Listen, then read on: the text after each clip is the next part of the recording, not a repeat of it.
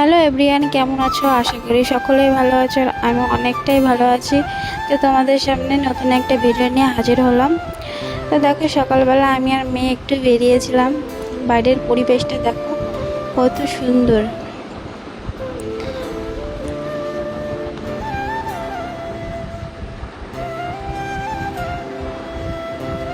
তারপর বাড়িতে এসে সব কাজ বাজ সেরে রান্না শুরু করে দিলাম। তার মধ্যে আমার একটা পার্সেল এসে গেল।